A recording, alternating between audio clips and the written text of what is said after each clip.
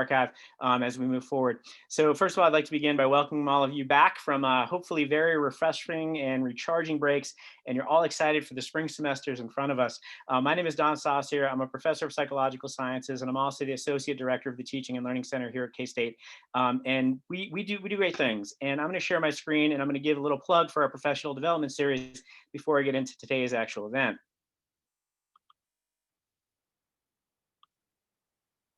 So Tucker, give me a thumbs up that we can see that, please.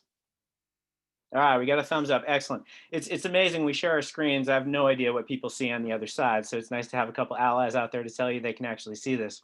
So I'd like to begin with this plug that our professional development series happens every Wednesday at noon, starting this Wednesday. Actually, it started last Wednesday. Every Wednesday at noon, we meet.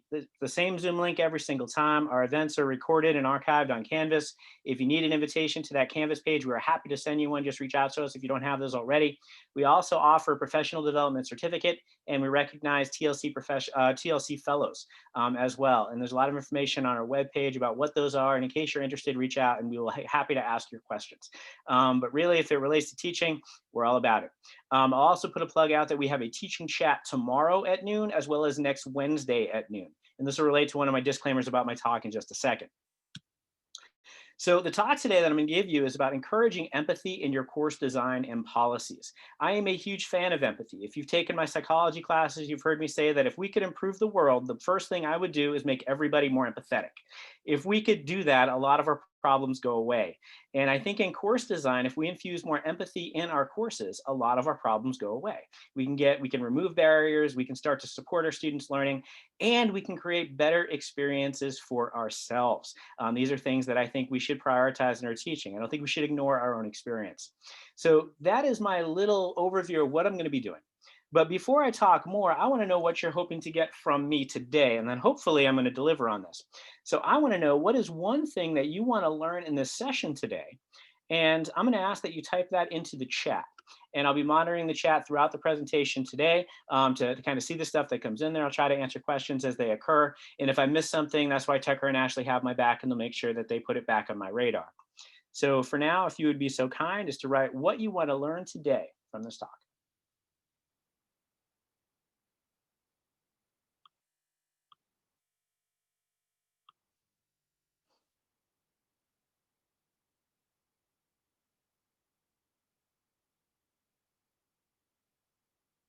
All right, so I'm seeing some great stuff come in already.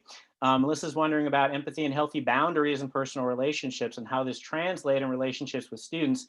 Andy, in a similar vein, wonders how we can be empathetic without being a pushover. And that is a very, very interesting question as we try to balance those things. Brooks is wondering about concrete examples of things we can include in syllabi or Canvas. Kathleen agrees with things that Andy was saying. Sue wonders about building empathy and connection into pedagogy. Brandon talks about loving to hear my thoughts on empathetically handling late assignments in class. Jason wonders about ways to reach out to students to show empathy from a distance. Greg wonders about the sweet spot where high expectations and powerful motivations meet with empathy and care. And then we're seeing a lot more things about building empathy into policies and how this operationalizes. One person asked about empathy burnout. I think that is a wonderful, astute thing, and understanding that there is emotional investment in us using empathy. One of the only issues, one of the only disadvantages of being empathetic is there's empathic cost. What happens is it's actually wearing on the person to be empathetic. And empathy, people high in empathy, they feel a lot. And there's cost that goes with all of those feelings. So thankfully, as I'm kind of perusing through these and skimming now, I am going to cover a lot of these things, but if there's something that I don't, if there's something you want to hear me talk more about, please, when we get toward the end, remind me of that, and I'll be happy to share my thoughts on the things that I didn't handle to your satisfaction. So here we go. So what I'm hoping that you take away, and hopefully this is going to meld onto what you were hoping to take away well, is I hope you take away practical ways to infuse empathy into your course designs to promote better experiences for you and for your students. As I said before, and I'm going to say again throughout this talk, I do not think that we need to burn ourselves out at the service of our students. I think what we can do is to make this a mutually beneficial experience such that we enjoy teaching and they enjoy learning. So I do not think that we need to be hurting ourselves in the process of helping our students. And I think Sometimes we need to hear this. I know sometimes I need to hear this. So you're going to hear me say this a lot today. Now, there are some disclaimers that I'm going to offer. The first disclaimer I'm going to offer is that not everything that I suggest will work for you or for your class. So I might say something that works wonderfully in a general psychology class that might not work in Math 150. I might say something that works great for me, might not work in a chemistry lab. So please understand that you can take what works and you can discard the rest. So I'm giving you permission to not use any of the recommendations that I make at your own discretion. The second disclaimer that I'm going to offer is that I have a lot to share with you today. I have a lot of ideas. I have a lot of things on slides, and my slides are pretty text heavy because I have a lot of things on there that I want you to be able to use from this. At the end of this presentation, I'm willing to share these PowerPoints with anyone. So I wanted this to be a little bit of an archive of these ideas. So these are kind of text heavy. There's a lot on here. What that means is there might not be as much time for conversation as we might like. And we do have a teaching chat tomorrow at noon, as well as next Wednesday at noon, if you would like to unpack any of these ideas a little bit more. So those are my two disclaimers as we get started. I also want to point out there's a number of resources, and these are linked. So if you get the slideshow from this, you'll be able to click links on this. My students and I maintain an Engage the Sage YouTube channel. We have lots of ideas that you can use in your classes, both normal face-to-face classes, which don't happen right this second, as well as high flex, hybrid, online kinds of implementation. So I recommend you check that out. Global Campus has provided a number of things for us. The Keep Teaching website, the remote teaching schedule. If you click on these, there's lots of resources to do lots of things. There's lots of tutorials on how to do different tech like Canvas and MediaSite and those kinds of things. There's lots of tips for how you teach, say, lab courses remotely and that stuff. And I'll also put a plug in for our social media, our TLC social media. We put out a lot of stuff over Facebook and Twitter about information for events and things that we have coming up. So there's a lot of resources that you can use beyond the stuff that I'm sharing with you today. Now, the first thing that I want to point out when we're infusing empathy into our courses is to understand that our classes start with us. Classes start with instructors. And what that means is that our personas and our perspectives provide the foundations for teaching and learning. Who we are and how we choose to be in our classes are going to dictate our teaching philosophy and our pedagogy in that class, as well as the practices that we use to bring that philosophy to life, to make that operational. And it's important that we understand that these are not just things that we happen into. These are things that are intentional, they have purpose, and they are dynamic. And that means the way that I teach a first year seminar class or CAT community class, for instance, might not be the same way that I approach a graduate seminar. So kind of understanding the persona and the philosophy that we use is going to guide all of our practices, and that those practices may vary depending on the kind of class that we teach. So what I'm going to start off with recommending is that we have fun. Right? We enjoy this endeavor. And if you've seen me give any talk before, you've heard me mention trickle down engagement, or what we also refer to as engage the sage. If the instructor is engaged in what they are teaching, the students are going to be more engaged in what they are learning, and they're going to learn better. And we have a very, very nice revise resubmit on the first article showing our data supporting these conclusions. I think it's due in a week or so, the resubmission of that paper. So I'll be able to put a citation next to this next time I say it. But what we are saying here is that you should focus on your own experience and your own engagement first. And then that is going to naturally and organically create better experiences for your students. So to kind of reiterate that statement I made before, we do not have to hurt ourselves in helping our students. But we have challenges in doing this right now. So these are pictures taken from last semester. If you're a Facebook friend of mine, you put a picture of you teaching in a mask. I probably stole it and used it in this collage. We have challenges doing this right now. And the ways that I enjoy teaching now are different than the ways that I enjoy teaching maybe a year ago. You know, the vibrancy, the flavor, the spontaneity of an in-person class, the banter before class, that doesn't replicate in the online environment as much as it did, and doesn't replicate in the high flex environment in the same way that it did. So we have those challenges. And what I think is helpful is for us to think about intentionally what persona we want to bring to overcome these challenges in creating better experiences for us and for our students. So there's an acronym. Again, if you see me present recently, you've seen this acronym, that I think we need to bring peace to our classes. And peace is an acronym. Not only do I like the idea of just bringing peace to classes, but we need to bring preparation, expertise, authenticity, caring, and engagement.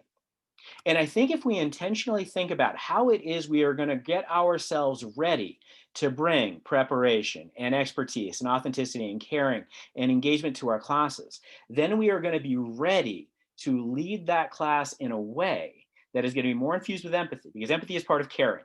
That's going to be our connection here. We're going to bring that empathy into that class and make teaching a better experience for us and learning a better experience, but also a more successful one for our students. So from that caring piece, I'm now going to bridge into empathy, and that's going to be where our talk goes. So empathy, and I'm a social psychologist. This is something that I've researched as a social psychologist, something that I learned about a long time ago. Empathy is a wonderful thing, and there's a number of components to empathy. I'm going to point out two. The first component of empathy is perspective taking. And what this means is you think what other people are thinking. And I think what we want to do is we want to think what our students are thinking. There's also an emotional component called empathic concern, and that means feeling what other people are feeling. And I think if we make investment into thinking what our students are thinking and feeling what our students are feeling, and then we use those as guides in creating the pedagogy for our class, the class is going to go better. So what I'm saying is that to promote our collective experiences, both our experience and the experience of our students, we should consider these emotional and cognitive perspectives of our students. And from this, we can use this overarching idea of empathy to create the principles of empathetic course design. I'm going to share those principles with you in a second. And then we're going to see how those operationalize into the practices of our course. So I have a number of statements that I think are going to be the things that if we are committed to an empathetic course design perspective, these are the things we're going to believe. And I'm hopefully as we go through these, you're going to say, I agree with that. I agree with that. I agree with that. If you agree with those things, then the practices that follow are going to be an organic extension of that. So one of the first things I think we need to believe is we need to value and care for ourselves and for our students. I just saw that Andy had put in the chat that my personal policy is to never teach anything I can't make interesting for myself. To value your own learning, your own experience, your own interest, if you do that first, you're going to be able to care for your students.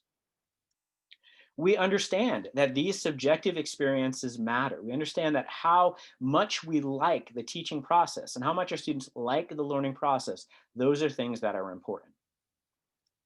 This next one, I'm going to say that we believe that empathy is more important than rigor. I am not saying that rigor is unimportant. I'm saying that if it was a race, empathy noses out rigor at the finish line. And if I had to choose one over the other, I'm going to emphasize empathy right now over rigor. But I am not saying that rigor is unimportant. I think empathic course design perspective says that we know that flexibility supports teaching and learning, and that we will provide guidance and grace to our students. We're going to inclusively promote student learning. We're going to remove barriers to our students' education. And that's where the empathy comes in. We have to identify what those barriers may be and then get rid of them.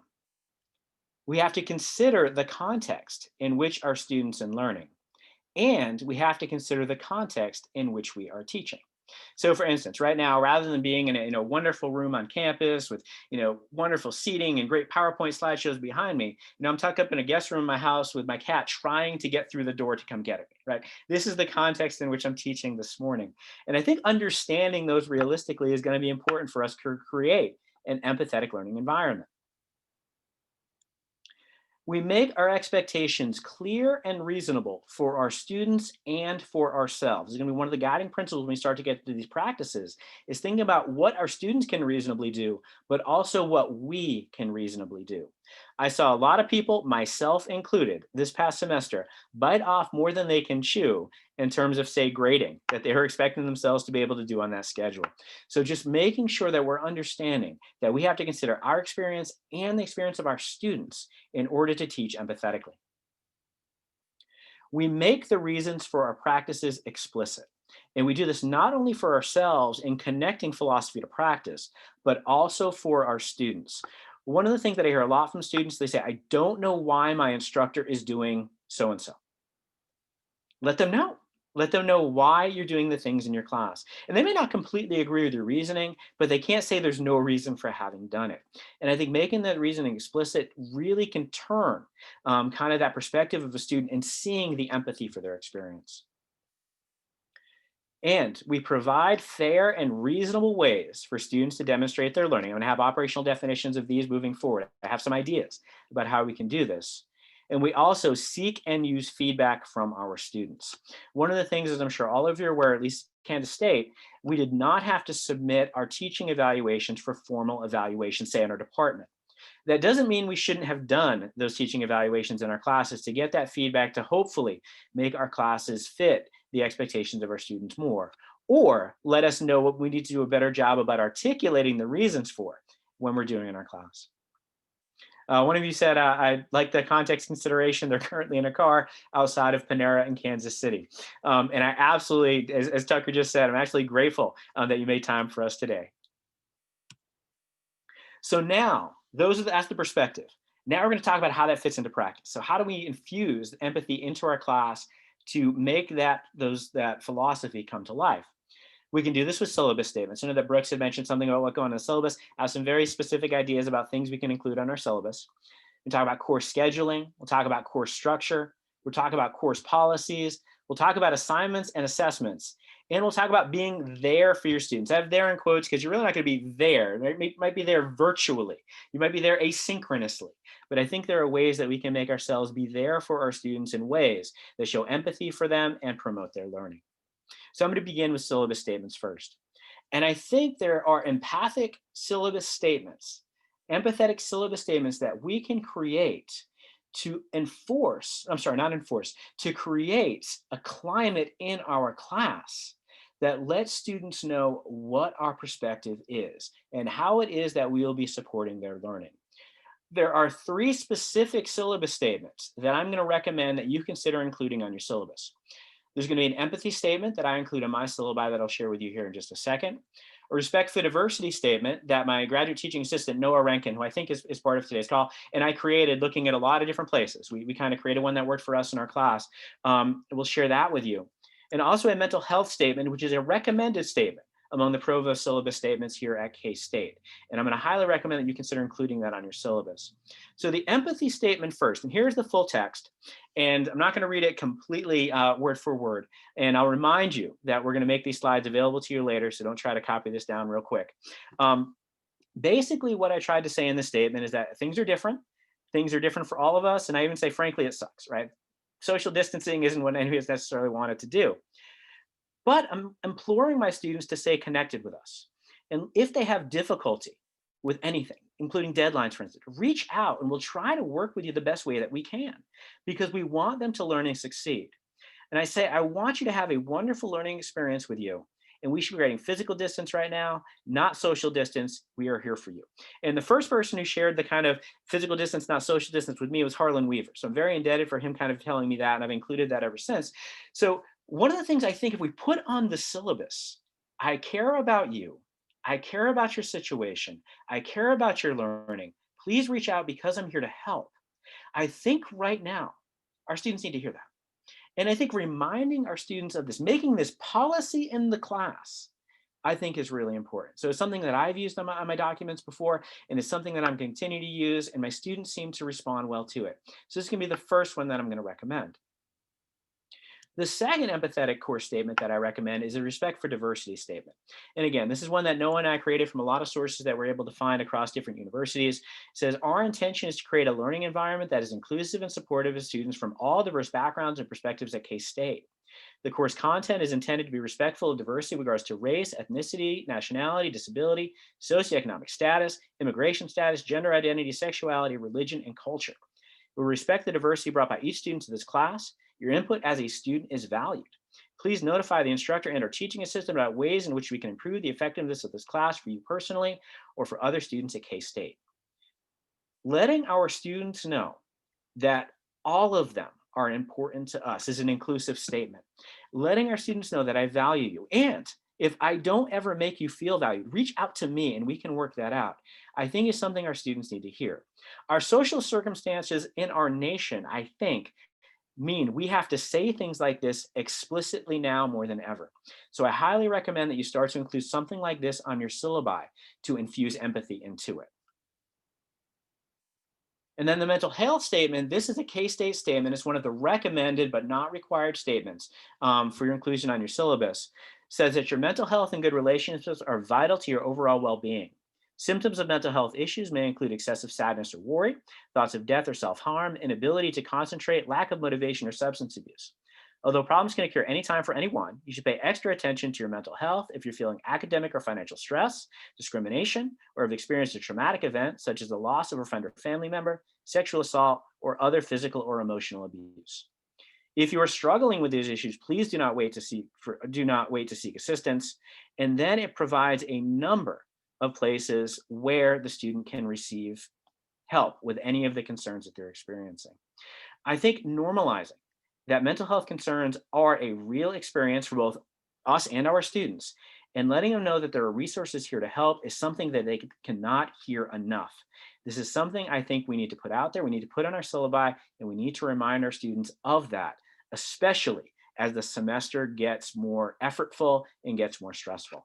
So these are things that I think we can do on our syllabus to make our courses more infused with empathy. I then think we can give some empathy into our course scheduling.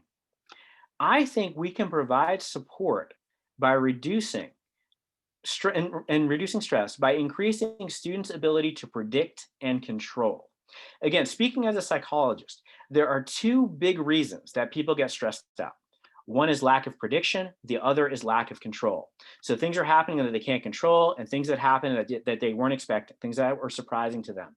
If we can increase prediction and control in our classes, we're going to reduce stress, we're going to reduce anxiety, and increase support for our students' learning.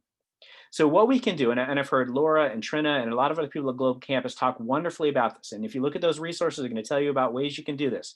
But setting up explicit weekly routines in your classes, setting up weekly modules, for instance, with to-do lists each week to help your students know that on Monday, this always happens. On Wednesday, this always happens. On Friday, this always happens. It makes your course more predictable and controllable, and it reduces stress.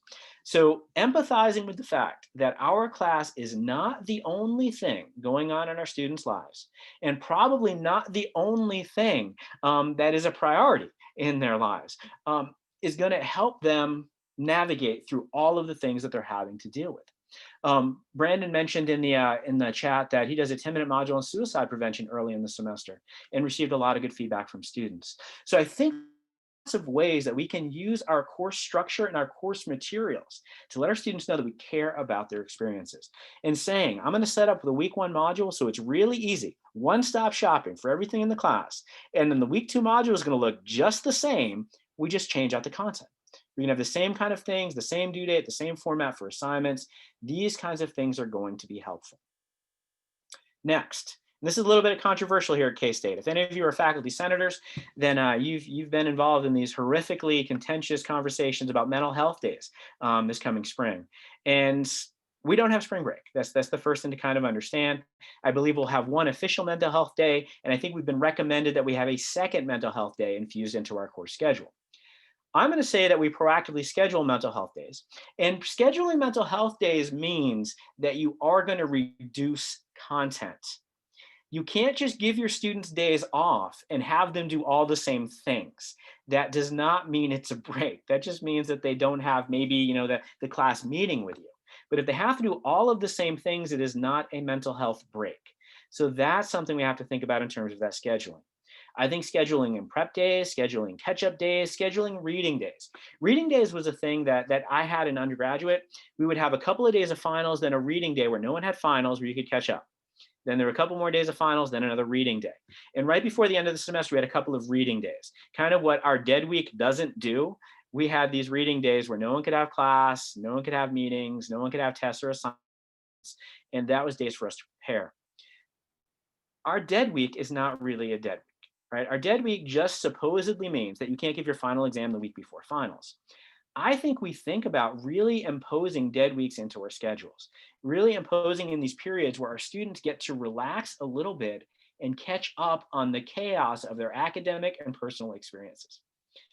We can do this. And we can do this now while we're setting up the syllabus. And while we're thinking about empathetic course scheduling, beware of the end of the semester buildup. I've been guilty of this, as anyone else who's looking at this. Um, at the end of the semester, there are a million things that we all have to do. To the extent that you can, try to have those things happen more periodically. And as you'll hear me talk about later, maybe at lower stakes points, than having everything happen at the end. Now is the time to do that. You know, and my dog is losing his mind right now. But now is the time to kind of think about what the end of the semester is going to look like and feel like for your students. Be empathetic to that experience and to your own experience so that you're not putting yourself into a very, very kind of arduous grading situation at the end of the semester. I think spreading out that workload is empathetic to our and our students' experiences. I think we can think about course structure empathetically, and we can teach our students where they are. What we can do here is we can focus on how it is that we're going to offer our class, whether we're going to have an online implementation only, whether we're going to have a face-to-face that goes along with that, noting that for those first 2 weeks here at K-State, everybody is online unless you have a special exemption for a hands-on course or something like that. But think about how it is you're going to let your students access your information. Think about the potential to have asynchronous video postings, even if you intend to have that class happen synchronously. Life happens, and there are going to be really valid reasons for our students to have missed that synchronous meeting. You know, that's part of the reason that we offer all of our professional development stuff asynchronously after the fact. Think about getting your students that information where they are. Having said that, I think it's very, very important, and our global campus colleagues are going to stand beside me on this. Have some synchronous contact in your class. Have some periods where they can in real time tell you what their questions are, where you can check in on their experiences. And invite your students to keep those videos on in those Zoom meetings. I am not a fan of mandating videos being on. I know there's differences of opinion on this. I've read a lot on this. I don't want to force myself into someone else's private space. I don't want someone who is in an environment that they can't share. Maybe they have things going on at home. Maybe they don't have the bandwidth to allow their camera to be on. I don't want to intrude on that. But I do want to invite my students to keep those videos on because it creates a better connection with me to them and from them to me. So I invite and I implore, but I am not going to mandate this. Now, as I said before, disclaimer number one, some of this may not work for you. You may need to have those videos on for your class for whatever reason. That's up to you. I'm saying myself, I'm going to invite rather than mandate.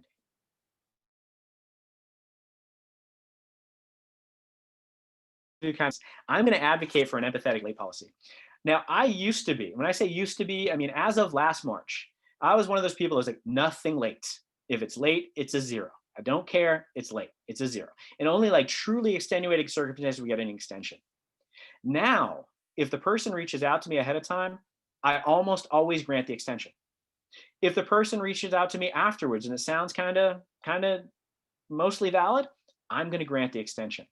Because what I'm focused on now is providing my students an opportunity to demonstrate their work rather than keeping them on the exact schedule that I want that to be. And I see a question someone asked, my rate of participation for students having a video on invited versus required is probably only about half to 3/4 having their video versus when I would mandate it, I guess. But it's not where I would like it to be, but it's only where I'm comfortable in. But the empathetic late policies, you know, I've never said yes more than I've said this past semester. And my TAs, Tucker and Noah and Ashley last spring, you've heard me say yes to a lot of extenuating circumstances that weren't all that extenuating. Because if the student reached out to me and said, hey, I'd love to get that work to you, I just didn't do it yet, I'm going to take it right now.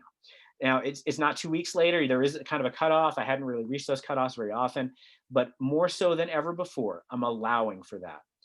The reason that I was always rigorous about deadlines is that I did not want students to have an unfair advantage in having extra time to do it.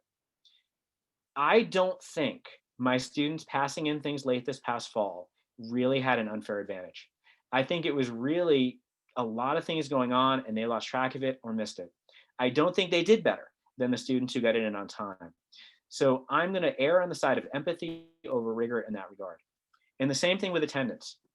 When students miss stuff, I am accepting more reasons for them missing stuff and coming up with kind of creative ways for them to make up the work.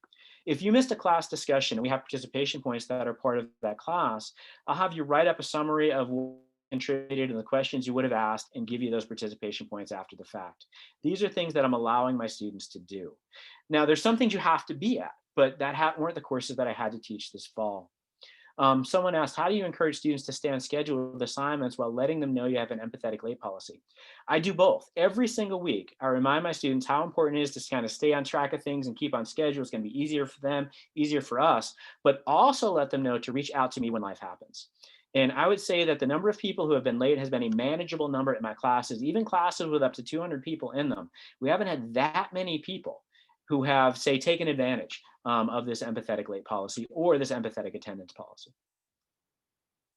I think when we're setting up our course policies, and if you heard me talk about my choice to learn perspective before, this will be reminiscent of that. I think that if we talk about the things in class and focusing on our students' value and intrinsic motivation, what we can do is offer them opportunities rather than requirements. I'm giving opportunity to submit a report this week. I'm giving you the opportunity to take a quiz next Tuesday rather than requiring them. And what we do is we emphasize earning, not losing points. One of my pet peeves as an instructor is when a student tells me they're A. You don't lose an A, you just don't have an A yet. In my classes, for instance, you probably need about 900 points to get an A. Most of my classes are on a 1,000-point scale. And you don't have an A until you have 900 points. So until then, you're earning. And I think what this means is it changes, for instance, every time they do an assignment, every time they take an exam, as long as they get 1 point, their grade improved. They earned a point they didn't have. And I think what it does is it changes the conversation and makes it more focused on them empowering your students to take opportunities to earn points rather than us authoritarianly mandating that our students do things. And what it also means is that when my students ask, do I have to do this? My answer is always no. You don't have to do that. I recommend that you do that. If you value the information, I suggest that you do that. Tucker has a hand raised. So Don, there is a question in the chat. So LB is asking, when you teach with a group, when you teach a group of students that have common deadlines, how do you teach empathetically? So if the question is, so all of my students have the same deadline, but some take longer on that deadline, if that's the question, I don't worry. To be honest, I don't worry about it. If 10 of my students get in on the deadline and 2 of my students get in a little bit later, as I've kind of said, my students who passed the deadline, who have activated this empathetic late policy, have not done better on the assignments than the students who get in on time. I really don't think that they're taking an unfair advantage in that case. And most of the time, my students are very, very honest with me by saying, I want to hear where you're at and I want to hear honestly. They're very honest by saying, what, I just missed it. I'd love to get in by the end of the day. Can I do that? I don't feel like it was something kind of more intentional that they were trying to work the system and get more time. Don, I apologize by not clarifying that. I meant when you work with a group of faculty who are also okay.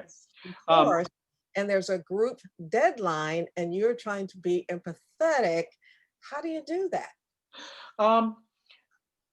I'll answer this in 2 ways, and neither one of them are going to be that satisfying to you.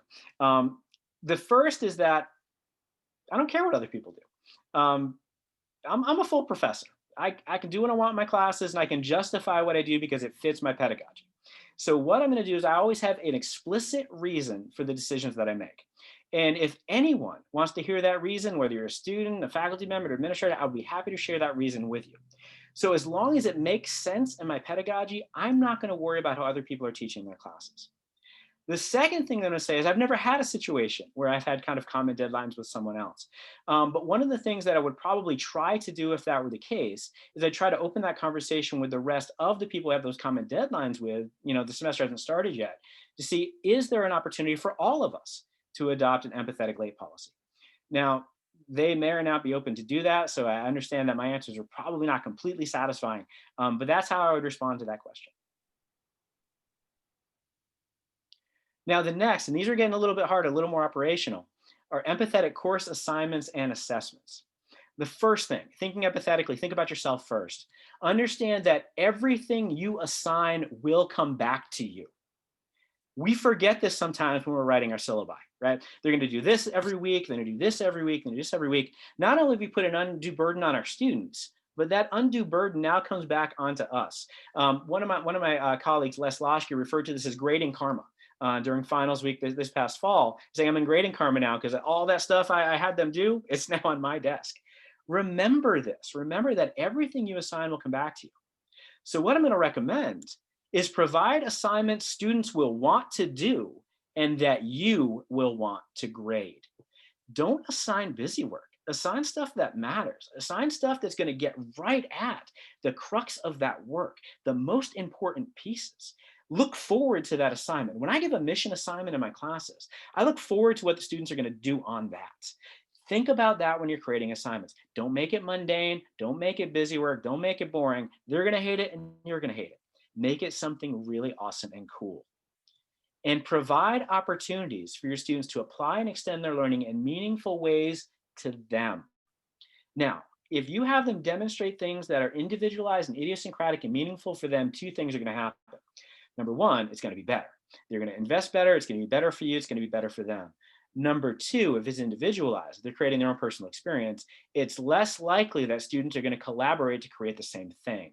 So if you're worried about lack of integrity in your classes, one way to kind of reduce the opportunity, and you're not eliminating, but reduce the opportunity for students to cheat, is by having assignments that they can't realistically create the same answers to.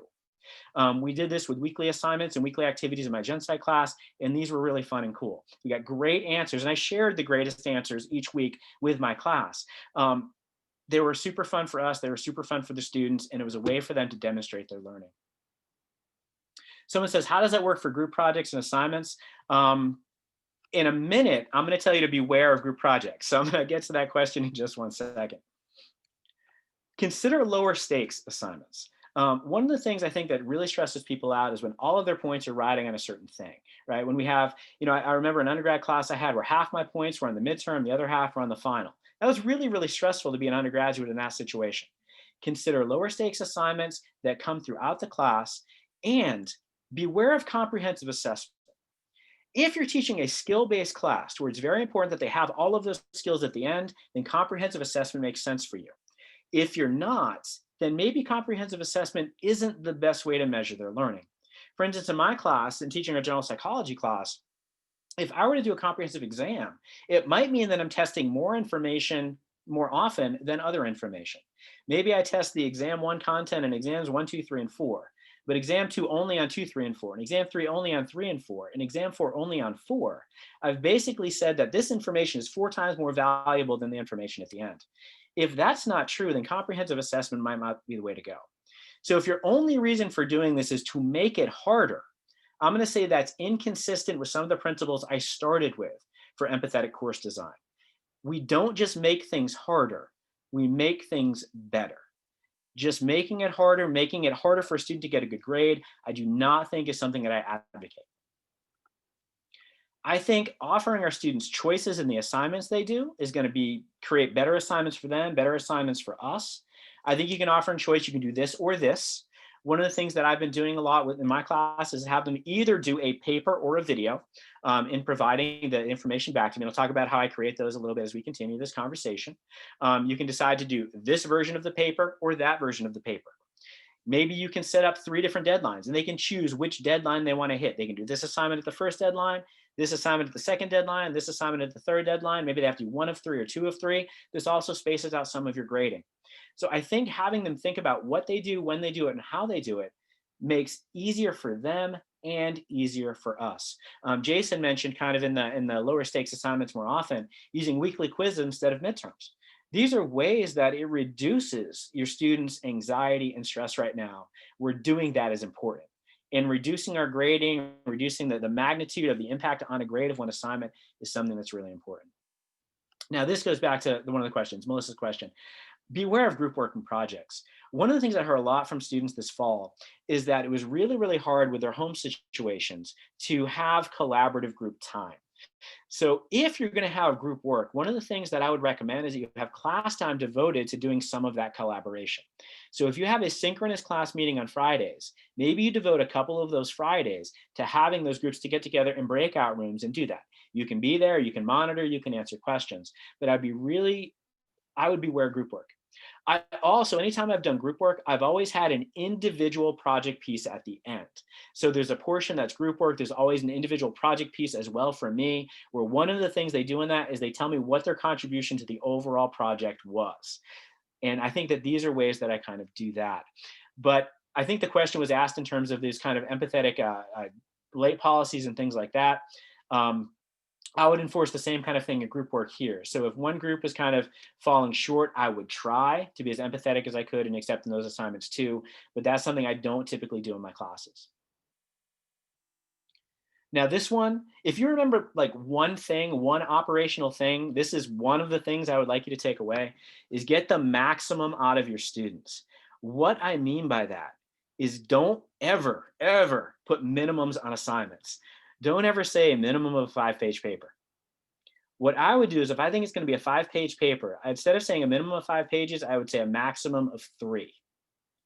What I do is I think about how long I think that assignment should be. And I do this with videos like, so no more than 2 minutes, for instance, no more than a minute and a half. And I set that cap. What I anticipate is the student's first draft is going to be longer than that. So what happens to get it down to the cap, they have to revise it. By revising it, 2 things happen.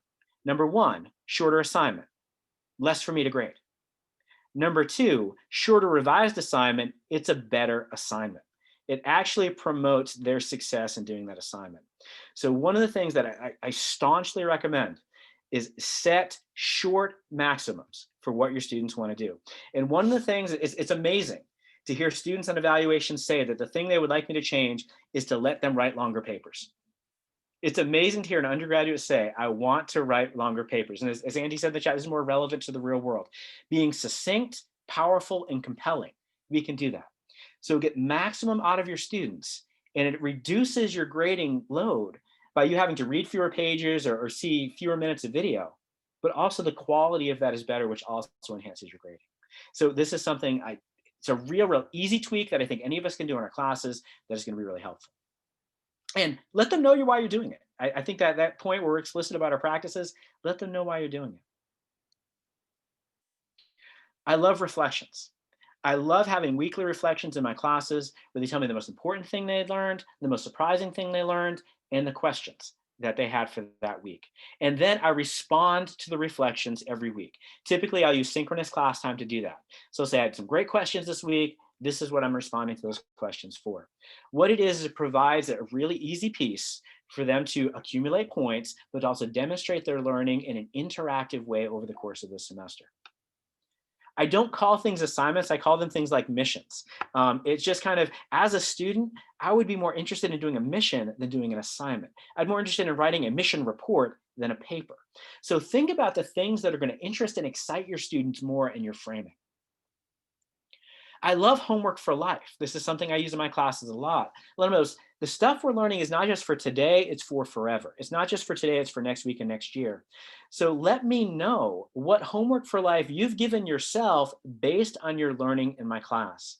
And I often do, as a final class assignment, a homework for life PSA, a public service announcement. And typically it's no more than 200 words or no more than 60-second video, where you're going to tell me the number one thing that you have assigned yourself to better society from what you learned in our class.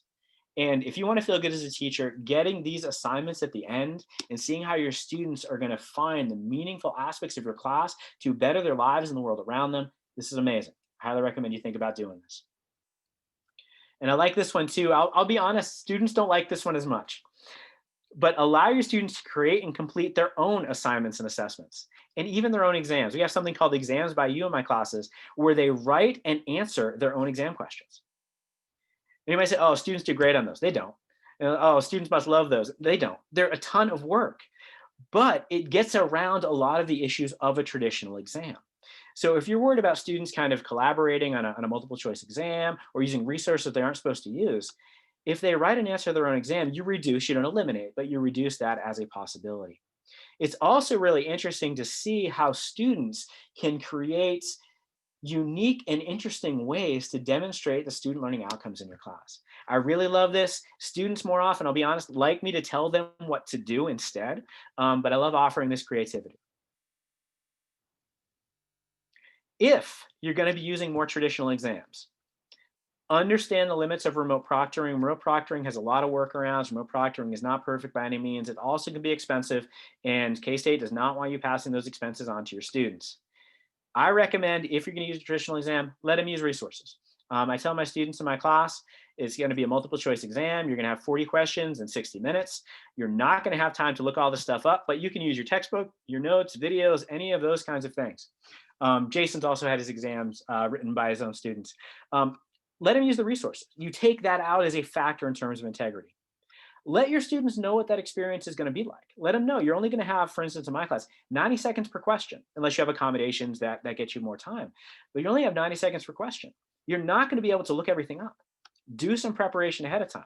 I even talked to them about how it is they can prepare their workspace to do better on my exam. Put the notes for week 1 here and week 2 there and week 3 here.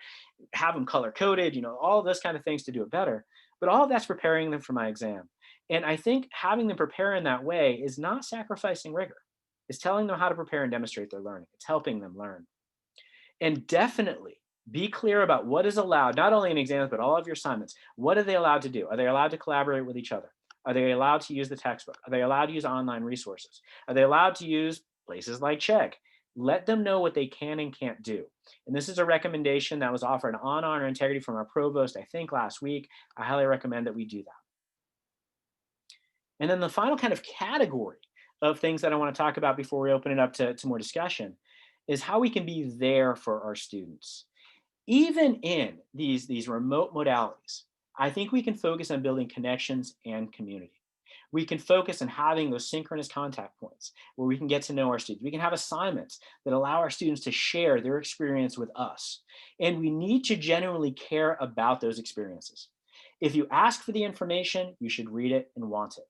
Going back to that point that every assignment we give should come back, we should want that to come back.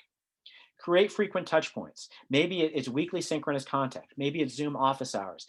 Whatever it is, create frequent touch points. Maybe it's discussion boards. Do things like have pandemic nicknames to start class. I love this. It's a really cool interactive activity. I picked this up from Tracy Brimhall over the summer. Basically what you do is you have your students drop in the chat. We did this at the beginning of a lot of my classes this past fall. The pandemic nickname, your first name is the chief emotion you're feeling, and your last name is the last food you ate. So if I were answering this right now, my name would be Engaged Yogurt. And people drop those in, and you get a quick emotional check about where they are, and you can do that. And then the food part is just kind of funny to kind of see how that comes across. But it's a really nice, easy way to let your students know you care about their experience. And if students are saying we're tired or overwhelmed, follow up. What's making us tired? What's making us overwhelmed? What can I do in this class to help with that? Provide regular announcements and to-do lists. One of the things that we did in my Gen Sci class is the announcements went out on a schedule. First, 9 a.m. Monday morning, you get the announcement for the week with all the stuff. And everything was in that announcement. You click on everything in that email. Noah Rankin was a master at creating these emails and getting out to our students in that Gen Sci class. Provide those regular announcements to let them know, hey, every Monday morning, I'm here with you. Respond to those weekly reflections. When you ask your students what's most surprising or questions they have, respond to their questions. Tell them, hey, I found that surprising too. Do those kind of things to let them know you're listening. Survey your students, not only about their course experiences, and I think you should do that. One of the things that kind of at that mid-semester point, if not before, ask them how it's going. Ask them what's hard for them. Ask them what's easy for them. Ask them what you should stop, what you should start, what you should continue. But also ask them things like, what's your internet availability looking like? And some of this you'll do with a private questionnaire. You won't do this, out in the open. But ask about their food and housing security. Ask them how they're doing. Ask them what their context is in which to learn. This will help you empathize and to teach them better. And this should be on your syllabus, as I mentioned earlier, but provide resources for mental health and physical health concerns often. Remind them of those resources, refer them back to the syllabus. I think teaching our students how to use our syllabi is a good skill for them to have, letting them know, hey, if you're feeling overwhelmed, there's some numbers on there. There's some websites on there you might want to check out. Referring them back to that, I think, is important. And then be there for you. Oh, I'm sorry, I got ahead of myself. We said one more on being ahead for your students. Provide opportunities for synchronous contact. I had mentioned this. Create highlights and question sessions. So these are time that I created for my students where I told them this is the most important things this week. Now let's answer questions about it. And I would proactively ask myself questions. I would use their questions, but it'll let me know that I really cared about their learning. I provided how to succeed videos. So I had an exam. This is how to succeed on my exams. This was a video for that. How to succeed on the final project. How to succeed on this mission report. And then it was me going over the assignment parameters and giving them recommendations for how to do the best work that they could do. And I used to have overview of mission report. They don't watch overview of mission report. How to succeed on mission report, they watch that. So being empathetic about how it is we can frame these resources to help them, I think is important. All right, now being there for you. Design your courses while anticipating the workload that you're going to put on yourself. Understand that we all have limits. And those limits are our time, our emotional energy. We mentioned that empathic cost earlier on. When you make yourself have an empathetic course design, students are going to tell you stuff. That is not stuff you can unhear. This is stuff that is going to stay with you. When I'm up late at night, I'm thinking about the stuff that my students have sent me in an email that they're dealing with. Understand that. I'm willing to engage that energy, but understand you are taking that on intentionally. And understand we have a ton of competing responsibilities, right? Right now, I'm a professor, I'm a husband, I'm a dad. I got kids are actually in school now, but they weren't in school, over the fall. They were learning at home remotely. When I'm trying to figure out what the hell number bonds are, I still don't know what number bonds are, but apparently you learn them in 4th grade. And these are the kinds of things we've got to think about. Maybe we have childcare, elder care, health concerns. Think about all of those and work within, not beyond your limits. If that means you're going to have your students do fewer things, so be it. If it means you're going to have your students do things that are easier for you to grade later on, so be it. But take yourself into account when you're designing your course. And design your course to be fulfilling for you. Not just something you can survive, but something you want to be a part of. I love asking my students, this is a real easy one, ask your students what they learned as a waterfall exit ticket in each class. I didn't know it was called a waterfall until last week at our teaching chat. What I'll have people do is I'll have put them in the chat, but no one hits enter until I say go, and then everybody hits enter once and all pops in there. Apparently it's called a waterfall. That's awesome. If you do that at the end of the class about the coolest thing they learned that day, that is an amazingly fulfilling way to end a class period. That's an amazing way to say, hey, my students learned today. It's great for them. They now understand value too, but it's also great for you. Also, I love the concluding side of my class. Tell me the top things you learned this semester. Give me a top 10 list, most important stuff you learned this semester to you. It's really gratifying to see all of the things that they took away from my class and all the things that we learned together. So in conclusion, empathetic course design can make our classes more enriching and valuable for our students, but also for us. I think we can intentionally infuse empathy throughout our classes, and what this will do will promote more success and more fulfillment in our teaching and in our students' learning. Now, before I open it for conversation, we're going to do the waterfall technique. So far, I want to know one concrete way that you're going to infuse empathy into your course this semester. You're going to write your answer into your chat, but you're not going to return until I say go. So I want to know one practical thing you're going to do in your classes based on this.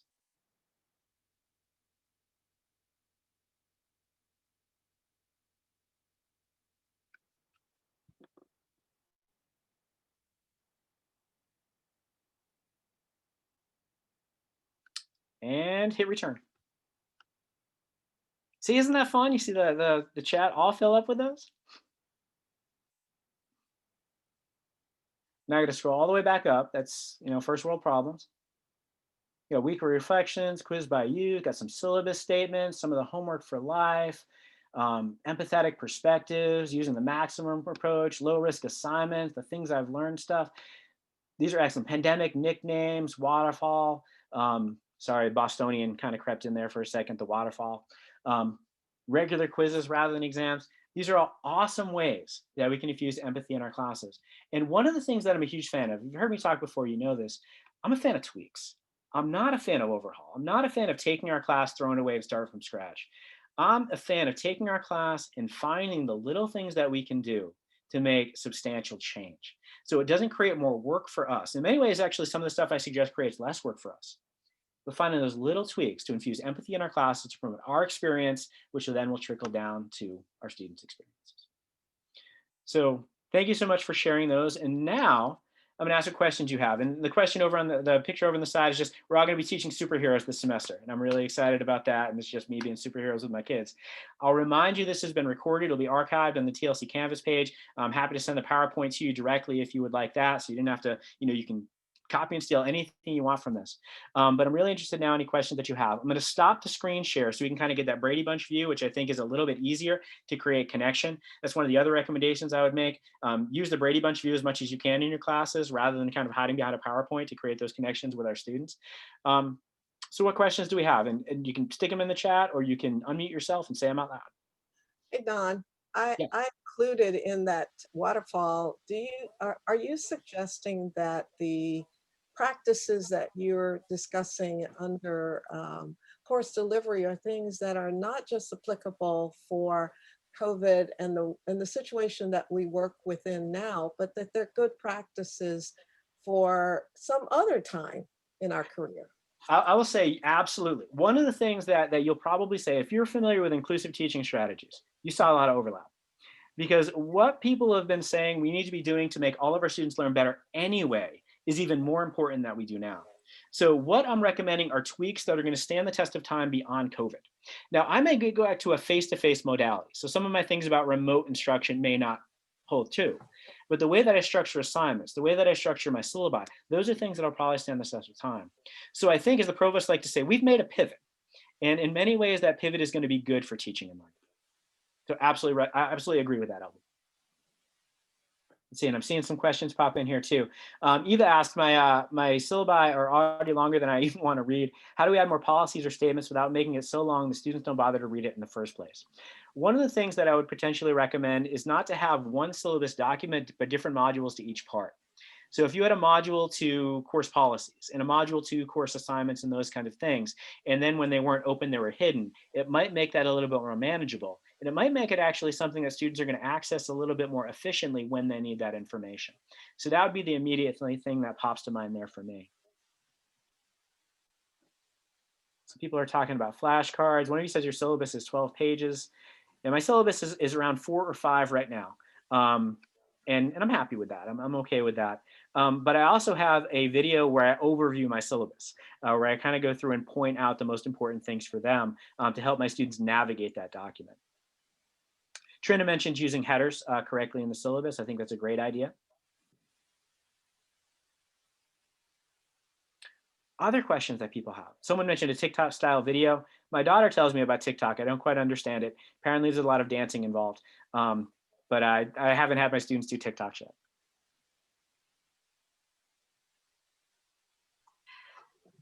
Can I ask a question, please, about, I know you're a fan of this because I learned it from you earlier, of having a very clear, predictable, I would say regimented shape to every week so that they know these things happen. Given just the rhythms of my class, with sometimes we're going to have guests zooming in, guest writers from across the country, sometimes they're going to be working on their own poems, sometimes they're going to be discussing other people's, just the rhythm and the shape of the semester, in attempting to make that happen, I found myself becoming boring, you know, trying to fit into what felt to me like a regiment.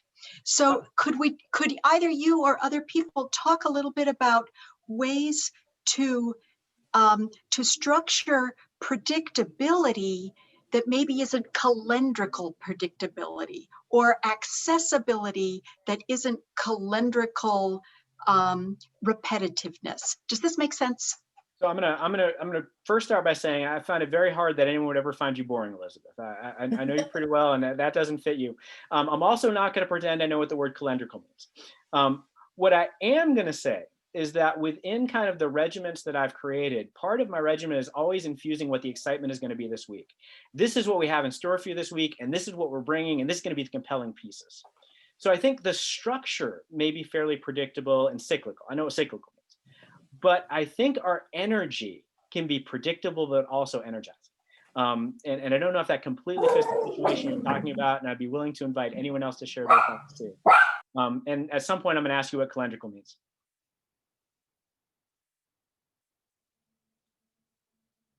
I think that you can have like a kind of routine and predictability without having every week be like the same format. There's a lot, because, you know, I have guest speakers come to my class. I have, you know, some weeks we'll be working on projects. And so really it's just, you know, instead of class time, it's just they're working in groups and have access to me.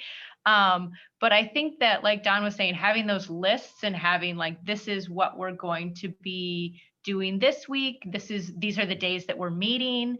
Having some kind of like cyclical, for one of the classes I oversee, we follow like a predictable pattern with the unit. So it falls on different days of the week when they're going to have their asynchronous day, but it's always 2 asynchronous days at the end of the unit. And so it's, to have some type of cycle, some type of something that they know this is what the expectations are, this is what I can, so that they feel like they know what they're going into. And for me, I always have something that the students need to turn in before coming to class. And it's usually just, a question that they have about the reading, or a reflection, or they have to pull, 2 or 3 quotes from the reading that they really liked, so that there's something that they're doing, and that thing that they do will always have what they're going to be doing in class the next day, so that they know what to expect. Even if every class is different, they know what the next class is going to be.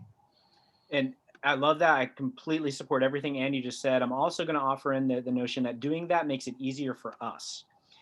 One of the things if you know that I have to do these 5 things for my class every week, you do those 5 things. If you're looking at next week saying, I have no plan and I've got to figure it out, that can be very daunting. But I found, for instance, in my Gen Sci class, I've used this as an example a lot during this conversation. I would send Noah the same email every week with all the stuff. I just replaced the stuff. It made it very, very easy for me to organize my own efforts to teaching the class. And now I know what calendrical means. I also thought it was COL, not CAL, like a calendar. So thank you for teaching me that word. I'd like to add one other thing real quick. It's okay to deviate from the calendrical, we all learned a new word, pattern if you have something really new and exciting, right? You have a guest speaker, you have this great idea, you have this new thing that happened in society that directly relates to class or something like that, but make a big deal of it, right? Be super excited about it. And oh my gosh, this is going to be so cool kind of thing, so that, the students are, whoa, okay, we're going to do something a little different. And it's okay. It's not a surprise in terms of, you didn't tell us anything about this. Why are we suddenly having to do this out of sequence? Yeah, I think the other thing that can be, and it starts at the head of class, when you talked on about response, visual response on screen, for instance, I use animals as their pictorial indication of them. Each day that I call them icebreakers, but if you start with something that gets the mode and the atmosphere of the room changed, you can't do anything but do something different and exciting out of that. And as long as you make clear to them why you're doing that or how that relates to the subject matter that you teach, then the light bulb can go off and they'll interpret it and respond back to you in a different way. Even the ones who want to rebel and don't want to do it, because they may be the one person who chose not to do it. And they feel a little, awkward about not having participated in that. And you may have people who won't participate, but you can also give them some encouragement for the next time. Maybe they just couldn't find a good example. And you can ask them questions that have them contribute to that first sort of opening chapter of the class. So I find that it's never the same. Even if there's some outline that I have, it never ends up the same. Even at the end of class, something I thought I was going to do, I didn't do. And we went somewhere else, but that was okay. That was okay. Well, and I just wanted to say, I think it's perfectly, just because you do have a routine doesn't mean that that something different isn't going to happen every time. I mean, for example, I teach a sign language course, and one of the things that, I want to incorporate more in my class is just, for these 5 minutes, all we're going to do is turn off our voices, and you're just going to sign whatever you can sign and talk about whatever you want to talk about. So, I mean, you know, it can be, you can have all kinds of fun conversations, you know, with your, you know, with your classmates, or even with me as the instructor, you know, and that just, I mean, that just, I think that it just infuses a little more dynamics within the class and makes it a little more exciting. But it's still, you know, that that's something, you know, that you're planning on doing for those 5 minutes of class. I want to interject just a second to say we are over time, and if anyone needs to go and live the rest of their lives, I completely respect and understand that. We have teaching chats tomorrow as well as next Wednesday at noon. I'm going to stick around for a few more minutes because I'm enjoying this conversation. So if you want to stick around, I'm not kicking you off, but I do want to respectful to know that other people might have said, hey, it's 1:05 and you said this thing will be done at 1. So I'm going to keep talking, but if you need to bow out, thank you so much for coming.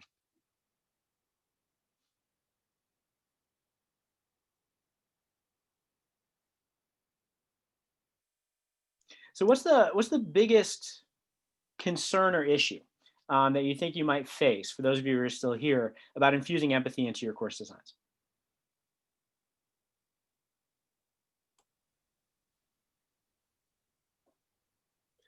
I think it was interesting what you said about being more flexible with deadlines, because I feel in my department, it's very common for people to have a very rigid, you know, that's what it's like in the real world. So we're teaching them how to, you know, be responsible adults. And if you miss it, you miss it. And I've always kind of leaned more on the flexibility side and then feel bad about it. So I appreciate, you know, you suggesting that that's okay to do that.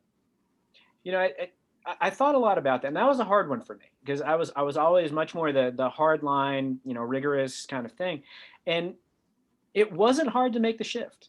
It wasn't hard to start saying yes to those, and students appreciated it. And I think it's one of those things where I never felt like a student, like I said, had an unfair advantage in doing it. If anything, that was a student dealing with a ton of stuff, and they were salvaging some points on an assignment rather than really knocking it out the park. I wanted to be there for that student. And I think there's a lot of lessons we can teach them in college, and teaching them empathy and humanity is not a bad one. So that's where I chose to pivot, and I'm probably going to stay there. It's like I said, it's different than where I was maybe a year ago, but I think that was a good growth period for me. I've spent a lot of time in industry before I came to higher education. And my counterpoint to that is, in the real world, you make exceptions all the time, but it's revolving around communication. And I tell my students, if you communicate with me ahead of time, explain, that's what you do in real life. You can't show up to work on time because something came up with your kids. You email, you call your boss, you let them know. And if you do that in a professional way, they're going to understand. Now, if you do that every day, yeah, there's going to be repercussions in real life. So you've got to figure out when to use those exceptions, but it's all about communication. I love that point, Brandon. That's a great point.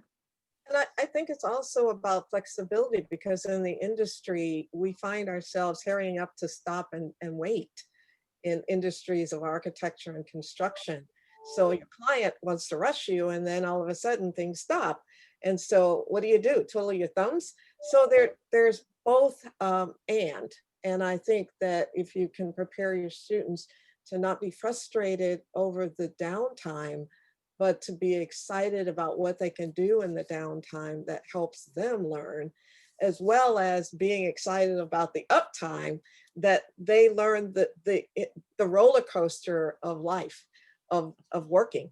And that's as important as learning to keep a schedule. That was very well said. And I'll also say that that LB will be presenting 2 weeks from now on mind, body, and spirit to help us be taking care of ourselves and our students all the time as teachers. Actually, Don, what you've been saying just fits so well into what I'm going to say. So I'm excited. Excellent. That's great. One thing I teach my students is that at the very beginning, I say this every semester, and I said I kind of regretted it last January, but I say, one of you will get a curveball thrown at them this semester. I mean, it just happens. That's life. We're humans. And so when that curveball happens, just come to me and come talk to me and be proactive before you get in over your head and it's May and you're trying to get everything in.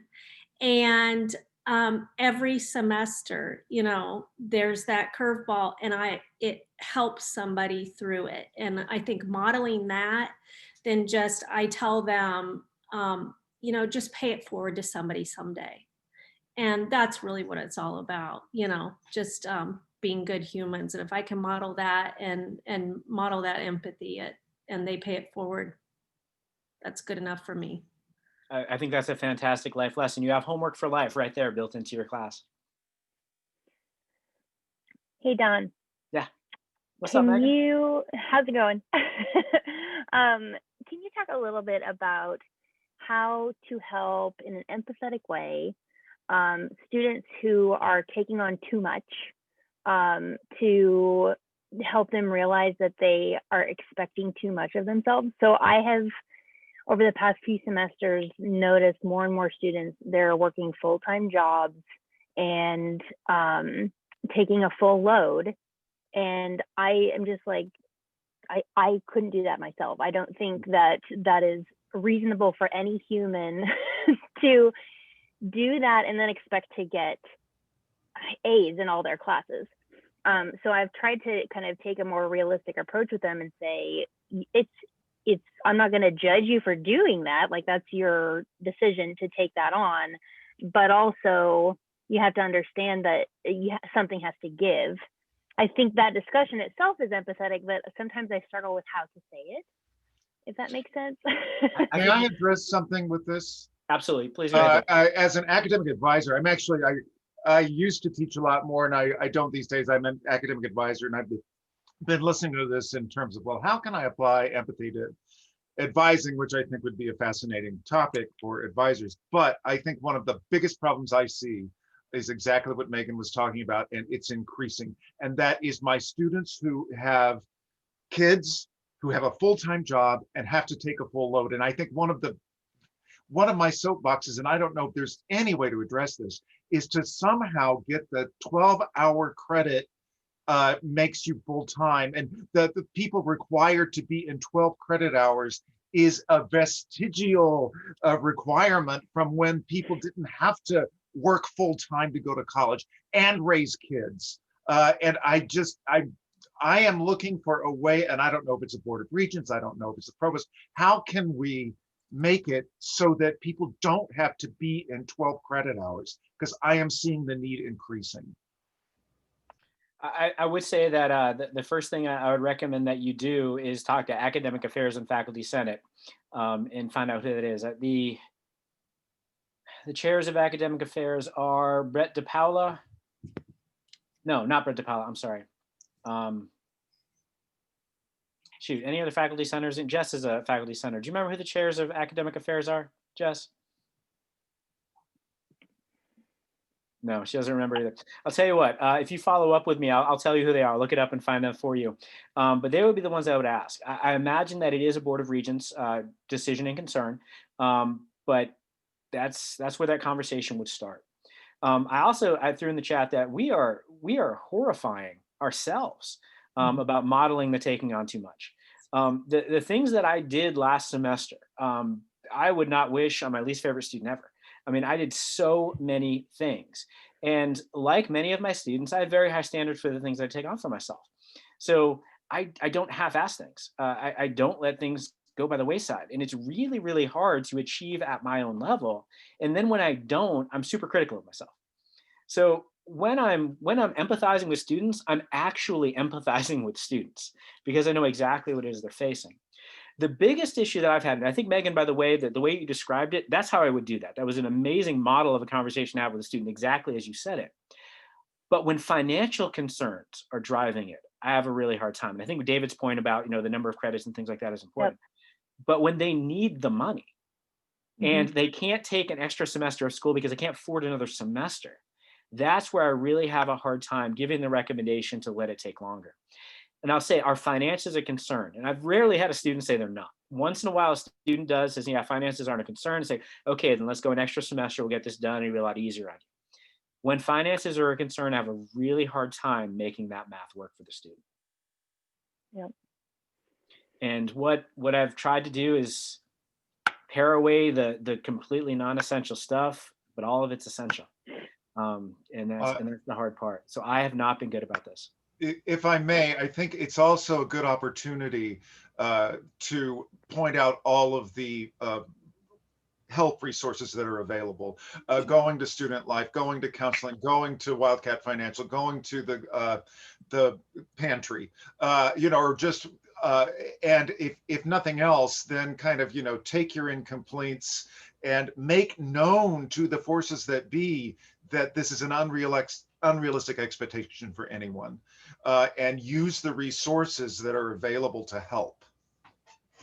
I will say the counter to that myself is, yeah, that's unreasonable for the normal person, but not for me. And I think that's kind of the lies we tell ourselves, right? Other people can't handle this, but I can. And I think that's one of the things that we've got to help our students with. One of the things that I like to do, especially at the beginning of the semester, but really all throughout the semester, is talk to my students a lot about priorities and how they prioritize their work, and let them know that I do not take it personally if my class is not their top priority. And in fact, that's really what I expect, that my class is not their top priority, that they're going to prioritize their family and friendships before my class, and that's really more appropriate. And that they probably also have other classes that they prioritize over my class. And so that, some students have this idea that, like, if they get a C in my class, I'm going to somehow be like personally offended. And I just try to dispel that myth, like, explicitly straight out, that, like, prioritize your life the way that you want to. If you need help figuring out how to prioritize the work that needs to be done in this class, come to my office hours. I'm happy to talk to you.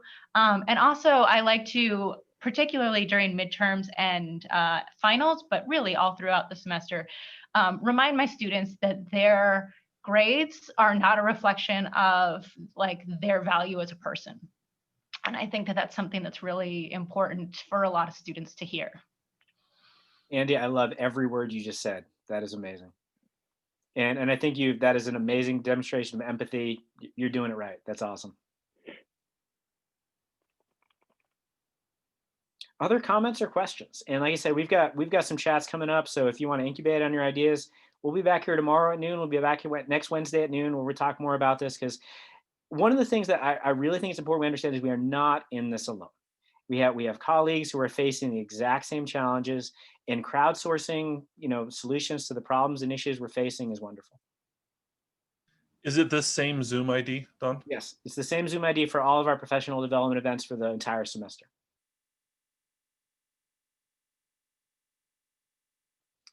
All right, well, if we want to end it there and conclude, I'm happy. If anyone is burning to ask something, I'll stick around for another minute or two. But thank you so much for being part of today's conversation.